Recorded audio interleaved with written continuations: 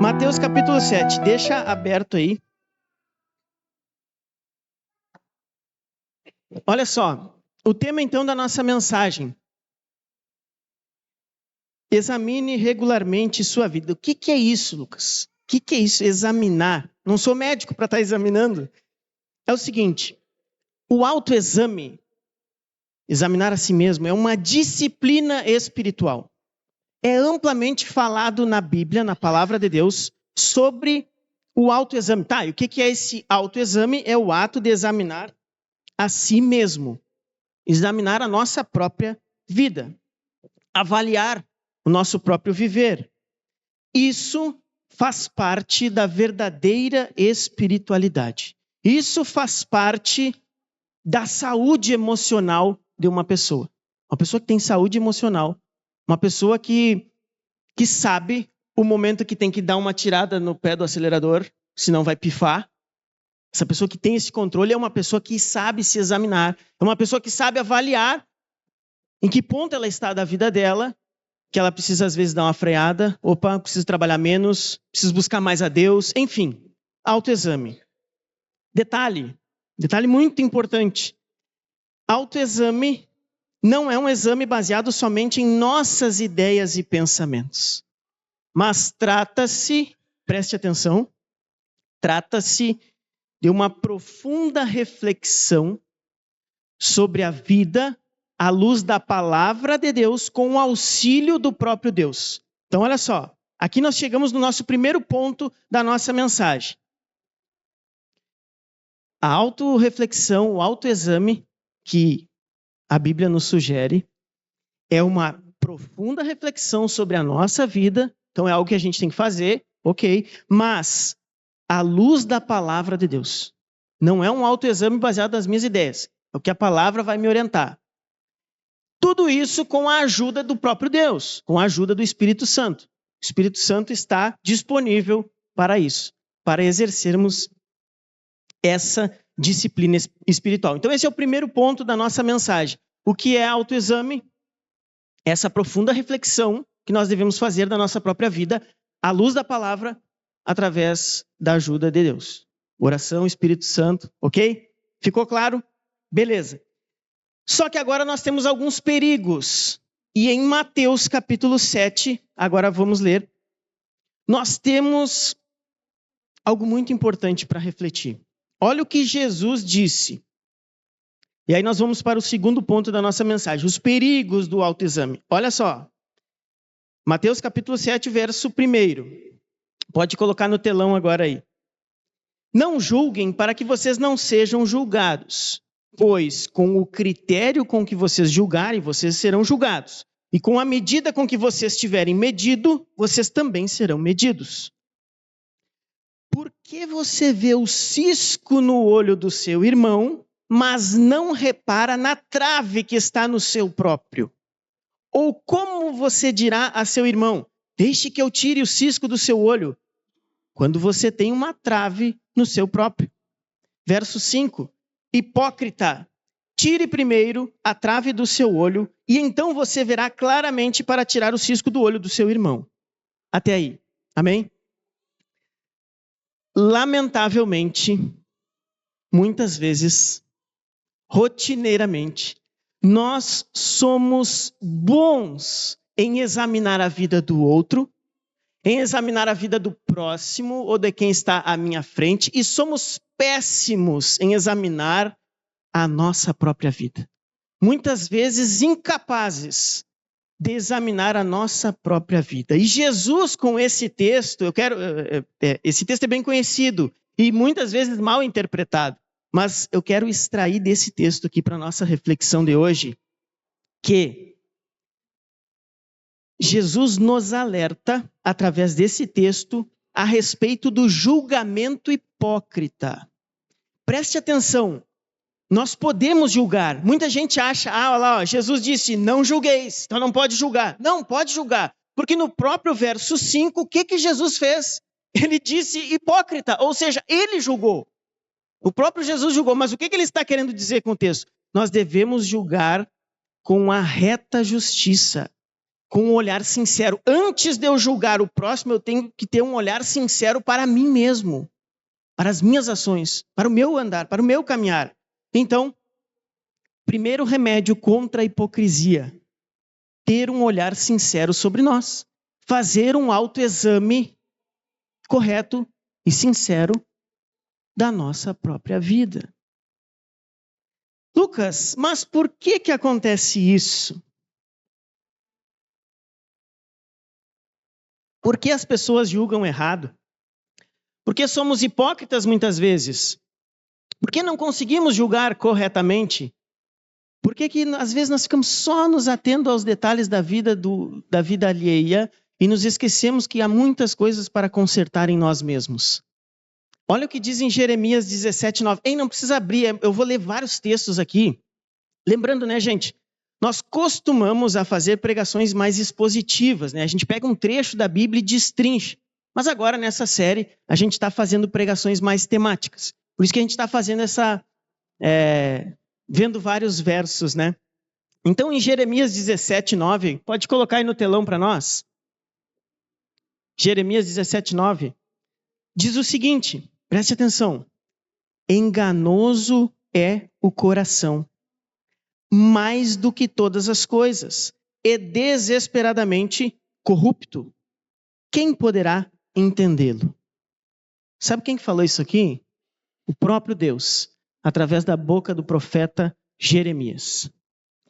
Nós temos aqui o próprio Deus afirmando algo a respeito de nós, algo a respeito do coração humano, ou seja, todos nós aqui temos coração, lembrando que coração na Bíblia significa sede das emoções, sede dos desejos, sede da racionalidade, vontade. Hoje nós costumamos falar que é a mente, né? Mas enfim. Então nós temos o próprio Deus afirmando algo sobre o caráter da humanidade. Temos um coração enganoso. Temos um coração corrupto. Nós. Sim. Por isso que muitas vezes nós julgamos incorretamente. Porque o nosso coração é enganoso. Nós muitas vezes somos enganados por causa do pecado. E o pecado, meus irmãos, nós precisamos entender a doutrina do pecado. Pecado é uma afronta a Deus, é como se fosse um crime contra Deus, sim. Mas o pecado não é só alguns erros que cometemos. O pecado é um mal alojado em nosso interior, que nos trouxe engano e corrupção. Enganoso é o coração, mais do que todas as coisas, e desesperadamente corrupto. Por causa desse pecado, por causa do pecado, por causa desse mal em nosso coração, nós somos hipócritas, julgamos, sem olhar muitas vezes para nós mesmos. E todos nós somos pecadores. Posso não conhecer nada sobre ti, mas uma coisa eu sei, tu és pecador, tu és um pecador. Mas tu podes não me conhecer também, tu pode não saber nada sobre mim, mas uma coisa tu pode saber que é verdade sobre mim. Eu sou pecador também, desesperadamente pecador, miserável pecador. Só que aí, olha só, presta atenção, nós temos 3 coisas que acontecem quando esta verdade do pecado surge na nossa vida. Preste atenção. Volta e meia, nós nos deparamos com a verdade do pecado. Muitas vezes nós falamos para uma pessoa sobre a questão do pecado. E acontece às vezes 3 situações. Preste atenção. Algumas pessoas examinam-se erroneamente e se julgam superiores aos outros. Então, muitas vezes tu chega para uma pessoa e fala, cara, tu é pecador, tu precisa te arrepender, tu precisa buscar Jesus. Essa história de pecado, essa história de moralidade, essas regrinhas religiosas. Então, né, a pessoa já se julga superior à lei de Deus, vamos dizer assim. E muitas vezes as pessoas falam que eu sou uma pessoa boa, eu não sou tão ruim assim, olha lá, tem gente pior que eu. E essas pessoas, então, se enchem de autojustificativas e não recebem a graça de Deus. Não há como... Se Jesus morreu porque nós somos pecadores, Jesus morreu na cruz, assumiu a nossa culpa, o nosso pecado, para nos dar uma nova vida. Para se achegar a Jesus, a primeira coisa, reconhecer que eu sou pecador. Reconhecer que eu preciso da graça de Deus. eu não sou suficiente para mim mesmo. Eu não posso fazer a minha salvação. Não há como. Nós somos fracos. Nós temos um coração enganoso. Nós temos um coração corrupto. Quem somos nós para trilhar um caminho de salvação por nós mesmos? Por isso, o tema da nossa mensagem: examine a sua vida regularmente, mas com base na palavra, não com base no seu coração enganoso. E essa pessoa que se sente superior à lei de Deus, ela é como se fosse uma pessoa doente, que o médico chega até ela e diz: ei, você está doente. A pessoa diz: não estou doente. Tem como dar remédio para essa pessoa? Não tem, ela não aceita que está doente. Mas a realidade do pecado, uma hora vai aparecer. Tem outra situação que acontece quando nós falamos a respeito do pecado. Tem pessoas que se deprimem. Tem pessoas que elas entendem que são pecadoras, mas só que elas afirmam: realmente, eu sou muito pecador. Só que eu sou tão pecador que não, Jesus não é suficiente para mim. Sabe, fica naquela comiseração. Eu faço muita coisa errada. Para mim não tem solução. E acabam também não recebendo a graça de Deus. Por quê? Porque Jesus não é suficiente para essa pessoa. Tinha que ser algo mais poderoso ainda. Mas só que sabemos que a maior prova de amor que podemos receber nesta vida é a morte de Jesus. É Jesus. Jesus é um presente para nós. E essa pessoa, então, ela é uma pessoa doente também. Pelo vírus do pecado. Ela até sabe que está doente, mas ela não quer tomar o remédio. Ela não toma o remédio, que é Jesus. E em terceiro lugar, tem a pessoa que entende que é pecadora, entende que o coração é enganoso, entende que o coração é mau, é corrupto, mas ela entrega a Jesus, ela olha para Jesus, ela vê Jesus agonizando na cruz, e ela se entrega, ela vê o amor, a graça de Deus. Nossa, eu sou pecador, e era eu que deveria estar pregado naquela cruz. Mas não, Deus não poupou o seu próprio filho, entregou o seu filho na cruz para me salvar. Nossa, é muito amor. Então eu vou me entregar para esse Jesus. Aí essa pessoa então entrega a sua vida a Jesus. Ela crê, eu creio que Jesus morreu por mim. Eu creio que só há salvação em Jesus. Ele morreu para mim, é um ato de amor. Ele se entregou por mim. Agora eu vou me entregar para esse Jesus. Então são 3 situações basicamente que acontecem, claro, de maneira geral, generalizando. Mas quando examinamos corretamente a nossa vida, nos afastamos do perigo do auto-engano, do perigo do nosso coração, quando nós nos achegamos a Cristo. C.S. Lewis fala que a fé em Jesus, se achegar a Jesus, é um estender das mãos vazias. Sabe o C.S. Lewis, que escreveu as Crônicas de Nárnia, um grande escritor? Pois é, quando nós nos achegamos a Jesus, é um estender das mãos vazias. Também C.S. Lewis diz que é um desarmar do coração. Porque nós temos o coração armado, a gente tem as nossas ideias, a gente tem as nossas hipocrisias, a gente tem as nossas manias, os nossos vícios, as nossas doenças. E muitas vezes nós nos apegamos a isso e nós ficamos numa guerra. Não, Jesus não é isso tudo, não. Mas a pessoa que examina corretamente a sua vida, que atenta para a palavra de Deus, ela vê que ela é pecadora e ela necessita, ela desesperadamente, ela corre para Jesus. Vocês viram que as 2 opções, os 2 primeiros fatos ali são baseados no orgulho. Uma pessoa se sente orgulhosa acima da lei de Deus. Não, isso aí é bobagem. E outra pessoa se sente tão miserável que ela, não, Jesus não é suficiente. Mas a terceira opção, que é quando a pessoa se entrega verdadeiramente a Jesus, é a melhor. É a verdade, é aquilo que Deus quer para a nossa vida. E aí nós chegamos no terceiro ponto da nossa mensagem. Nós vimos a definição, do que é um autoexame. A gente viu os perigos, A gente viu que o próprio Jesus disse que há momentos em que nós queremos tirar um cisco no olho do irmão, mas temos uma trave no nosso olho. E aí nós vimos então que isso é perigoso. E por que é perigoso? Por causa do nosso coração. Onde vamos correr? Vamos correr para Jesus. E aí entra o terceiro ponto da mensagem. Pode colocar aí. Coloque Deus no centro. Coloque Deus no centro do seu autoexame. E aí vamos para 2 Coríntios 13.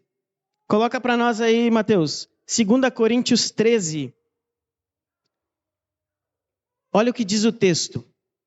Examinem-se para ver se realmente estão na fé. Olha só o que o apóstolo Paulo está falando para a igreja. Examinem-se para ver se realmente estão na fé. Provem a si mesmos. Ou não reconhecem que Jesus está em vocês, a não ser que já tenham sido reprovados. Gente, a palavra grega para exame, ali, né? Lembrando, o Novo Testamento foi escrito em grego. A palavra grega para exame é peirazo. Significa o quê?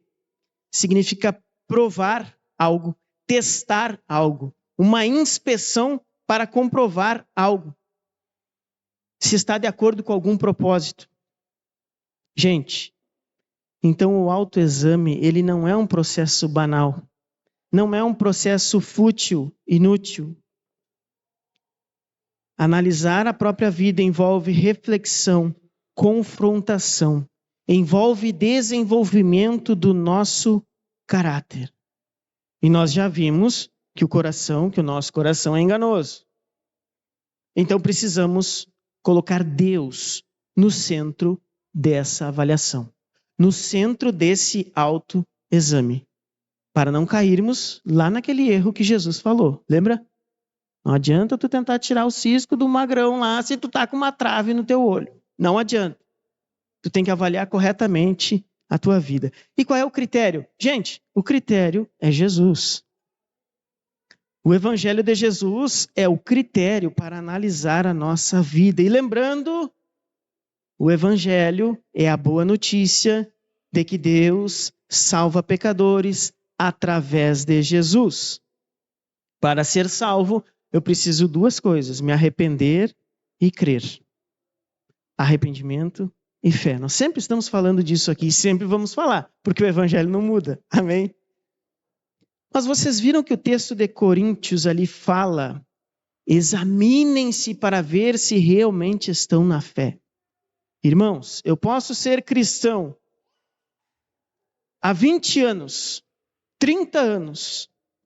Mesmo assim, eu preciso constantemente examinar a minha fé. Olha o que diz no Salmo 139.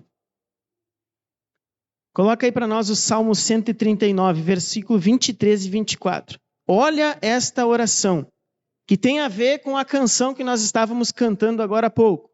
Olha o que diz. Sonda-me, ó Deus, e conhece o meu coração. Prova-me e conhece os meus pensamentos. Vê se há em mim algum caminho mau e guia-me pelo caminho eterno. Olha essa oração, olha isso. Um crente orando a Deus. Sonda-me, ó Deus. O que é sonda-me? Examina-me, ó Deus. Deus, me examina, Senhor. Os meus olhos são enganosos, o meu coração é enganoso. Muitas vezes nem eu consigo ver os meus pecados. Lembra daquele outro salmo, Salmo 19, que o salmista fala assim, ó, absolve-me dos que me são ocultos. Não que nós devemos esconder pecados que Deus vai abonar. Não, não é isso. Mas o salmista tem uma intimidade com Deus, ele tem um autoexame diante de Deus que ele ora. Ele busca Deus, ele diz, Deus, me ajuda, me examina, Senhor. Sonda-me, ó Deus. Vê se há em mim algum caminho mau. Você já orou? Você já fez essa oração? Pare para pensar. Faça aí uma viagem no corredor da história da tua vida. Você já fez esta oração? Deus, sonda o meu coração, me ajuda a melhorar. Deus, vê se há em mim algum caminho mau e guia-me pelo caminho eterno. Por que está registrado isso na Bíblia? Porque essa é uma disciplina espiritual, o autoexame regular da nossa vida. E nós devemos orar, devemos pedir a Deus. Isso é espiritual, isso é milagre, isso não tem como explicar completamente. Meus irmãos, eu não consigo explicar o que aconteceu comigo quando eu entreguei minha vida para Jesus. Porque de uma hora ou outra eu estava lá com a minha vidinha medíocre, atolado no pecado, como a maioria dos irmãos sabem, eu fui usuário de drogas, eu tinha uma banda de rock, tinha o cabelo comprido. E aí lá naquela vida medíocre, cheia de pecado, fazendo um monte de lambança, daqui a pouco, eu lembro que o meu amigo, o Neri, o vocalista da banda, o mais pirado de todos, começou a voltar para a igreja. E aí me convidou. E eu digo, que igreja o quê, cara? Te liga. Nunca tinha lido a palavra, nunca tinha lido a Bíblia, nunca tinha ido numa igreja. Aí daqui a pouco eu senti aquela coisa assim, cara, mas como que eu vou falar mal da igreja, eu vou falar mal da Bíblia que o cara me convidou com toda boa vontade para ir na igreja do cara lá. Se eu nunca fui numa igreja, eu nunca li a Bíblia, não sei o que é. Como é que isso está errado? E aí eu fui um dia, aceitei o desafio. E fui. E Deus falou ao meu coração. E Deus tocou. Deus tirou todas as escamas dos meus olhos. Deus desarmou meu coração. Deus me mostrou pelo espelho da palavra que eu era pecador. E que eu precisava de arrependimento e fé. E não tem como explicar isso. Não tem como explicar o toque de Deus na nossa vida. O toque de Jesus em nossos corações. Irmãos, nós precisamos falar com Deus e pedir ajuda? Sim, mas agora vamos falar de coisas mais práticas. Nós também precisamos de orientações bem práticas para examinar a nossa vida. A palavra, ela precisa nos transformar de dentro para fora. Aí que entra um tema muito importante na teologia, nos estudos bíblicos, que é chamado de vida cristã. O que é a vida cristã? É o tema da teologia que trata de como o crente deve viver. Como devemos olhar a palavra e interpretar a realidade através da palavra. E onde eu encontro, Lucas, esses textos na Bíblia que me auxiliam a verificar, fazer o autoexame? Vamos ver alguns. Primeiro, as bem-aventuranças. Coloca aí para nós Mateus 5:1.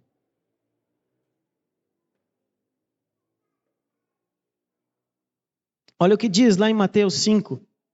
E Jesus, vendo a multidão, subiu a um monte e, assentando-se, aproximaram-se dele os seus discípulos. E abrindo a sua boca os ensinava, dizendo: Bem-aventurados os pobres em espírito, porque deles é o reino dos céus. Bem-aventurados os que choram, porque eles serão consolados. E aí segue as bem-aventuranças. Cara, pega as bem-aventuranças, pega cada uma delas. Nós não vamos ter tempo de ver todas. E examina a tua vida. Eu tenho chorado. Bem-aventurados os que choram. Eu tenho chorado pelo pecado, pelo meu pecado, pelo pecado do Brasil, pelo pecado de Rosário do Sul. Eu tenho chorado por aquilo que entristece a Deus. Isso é uma forma de examinarmos a nossa vida. E aí você pega as bem-aventuranças e vai colocando, vai te examinando com elas.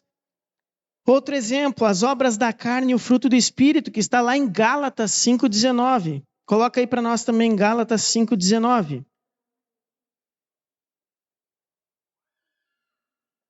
Porque as obras da carne são manifestas, as quais são adultério, fornicação, impureza, lascívia, idolatria, feitiçaria, inimizades, contendas, ciúmes, iras, pelejas, dissensões, heresias, invejas, homicídios, bebedices, glutonarias e coisas semelhantes a estas, acerca dos quais de antemão vos declaro, como também já antes vos disse, que os que cometem tais coisas não herdarão o reino de Deus. Mas o fruto do Espírito, olha aí, ó. Amor, gozo, paz, longanimidade, benignidade, bondade, fé, mansidão, temperança. Contra estas coisas não há lei. Pega esse fruto do Espírito, pega essas qualidades e ora a Deus. Deus, eu tenho sido amoroso, eu tenho vivido em amor, Deus, eu tenho sido uma pessoa bondosa, benigno, bom. Eu tenho tido domínio próprio. Ou com relação às obras da carne, eu tenho sido puro sexualmente, eu tenho mantido a pureza sexual, eu tenho me afastado da idolatria. Faça esse exame. Faça esse exame regularmente da sua vida.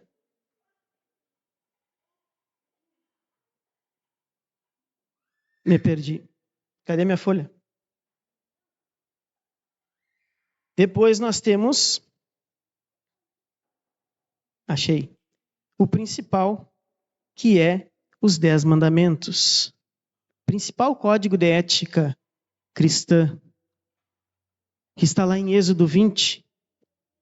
Não terás outros deuses além de mim, não farás para ti imagem de escultura.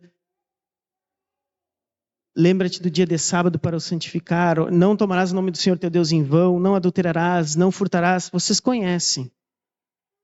Pega cada um dos mandamentos e tenta entender o que significa cada um daqueles pontos e analisa a tua vida.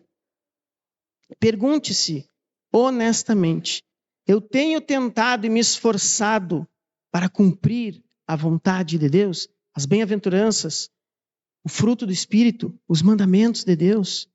Faça isso na presença de Deus. Ore, fale com Deus. Isso vai te dar saúde emocional. Isso vai te dar uma espiritualidade verdadeira. Faça com regularidade. Você pode fazer isso diariamente nas suas orações, encerrando o seu dia. Semanalmente, aqui na igreja a gente sempre faz um momento de contrição e confissão dos pecados. Claro que é um momento mais rápido, mas isso significa que no domingo, antes mesmo de nos prepararmos para o culto, faz uma revisão da semana. Como que foi a minha semana? Essa semana eu me estressei demais. Essa semana eu não li a Bíblia. Essa semana eu não orei. Faça esse exame. Mensalmente nós realizamos aqui na igreja a ceia do Senhor. O que é a ceia? É um momento onde a gente relembra a morte de Cristo, o sangue de Cristo derramado por nós, o corpo de Cristo esmagado na cruz. Então a gente celebra o pão e o cálice do Senhor. E aí o que na ceia, quando a gente lê o versículo da ceia? Examine-se, pois, o homem a si mesmo, e assim coma do pão e beba do cálice. Nós temos o costume de fazer a ceia mensalmente, uma vez por mês. É um momento também de fazermos este autoexame. Pergunte-se: como está a sua caminhada espiritual, seu progresso? Como está a sua vida com Deus? E finalizando, irmãos, vamos para Mateus 7:21.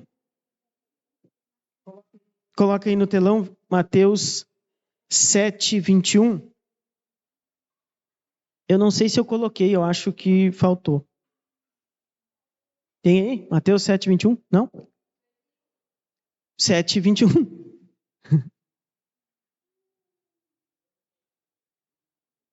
Aí. Nem todo o que me diz... Olha essas palavras de Jesus, preste atenção. Nem todo o que me diz, Senhor, Senhor, entrará no reino dos céus, mas aquele que faz a vontade de meu Pai que está nos céus. Muitos naquele dia vão me dizer, Senhor, Senhor, nós não profetizamos em seu nome? E em seu nome não expulsamos demônios? E em seu nome não fizemos muitos milagres? Então lhes direi claramente, eu nunca conheci vocês. Afastem-se de mim, vocês que praticam o mal.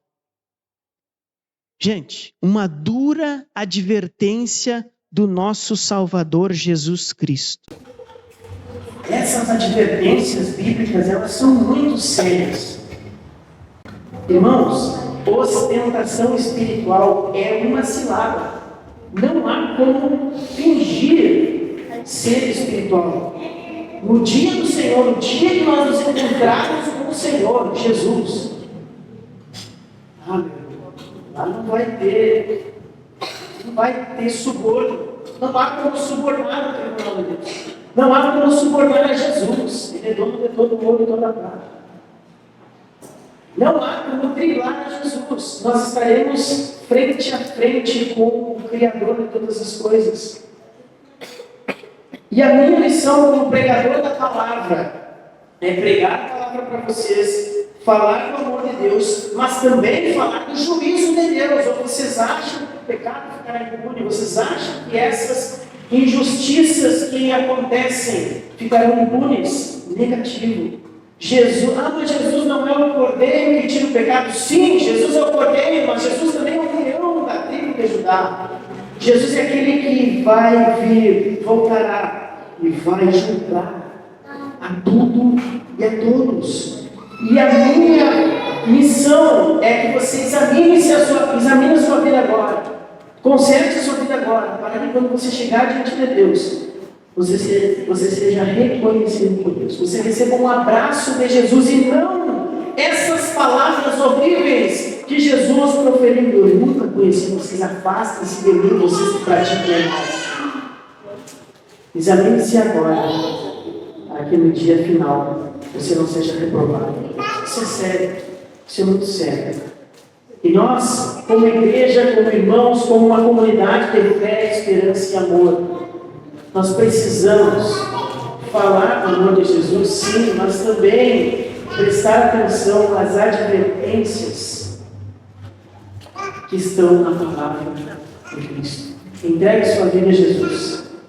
Entregue seu coração. Eu quero te convidar a ficar de pé nesse momento para juntos fazermos mais uma oração.